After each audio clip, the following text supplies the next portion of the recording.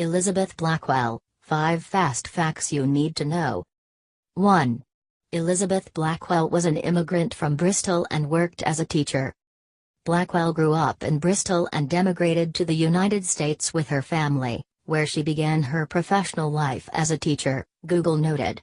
Her family was initially well off, even affording private tutors for their children, but financial reverses and the family's liberal social and religious views prompted them to immigrate to the United States in the summer of 1832, reports Britannica. Specifically, Elizabeth Blackwell was born in Bristol, England in 1821, to Hannah Lane and Samuel Blackwell, according to Medicine. She was influenced by her father's empathy toward others and his social causes. Both for financial reasons and because her father wanted to help abolish slavery, the family moved to America when Elizabeth was 11 years old.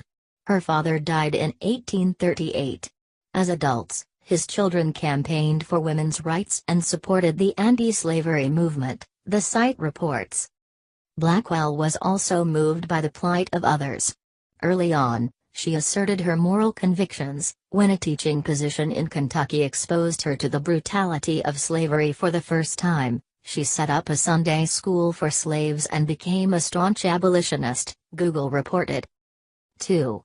Blackwell became a physician after the death of a friend. Blackwell authored a book called Pioneer Work in Opening the Medical Profession to Women, which was published in 1895. In it, she wrote that she did not immediately take to the medical field. She wrote that she hated everything connected with the body, and could not bear the sight of a medical book. My favorite studies were history and metaphysics, and the very thought of dwelling on the physical structure of the body and its various ailments filled me with disgust. Her attitude toward the medical profession changed after she witnessed the suffering of a friend, however.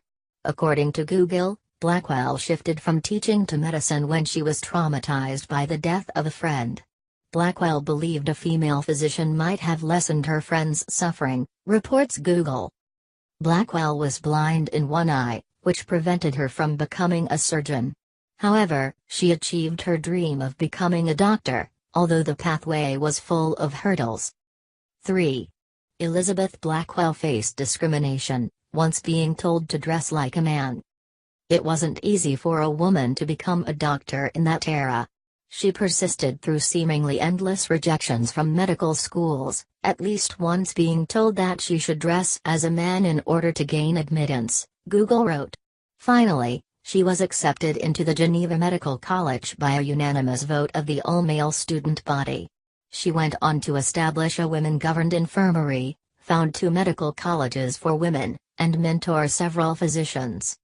She was 28 years old when she received her diploma. She was let into medical school on a vote by the student body, although they didn't take it seriously until she showed up, PBS reports. According to biography.com, the prejudice was so severe that the other students thought Blackwell's attendance in medical school was a joke. She studied independently with doctors before getting accepted in 1847 to Geneva Medical College in upstate New York. Her acceptance was deemed by the student body as an administrative practical joke, the site noted. 4. Elizabeth Blackwell created a medical school for women. Elizabeth Blackwell was a pioneer in several respects. In addition to being the first U.S. woman to be awarded a medical degree, she created a medical school for women in the late 1860s, although she returned to private practice in England. She died on May 31, 1910, in Hastings, according to biography.com.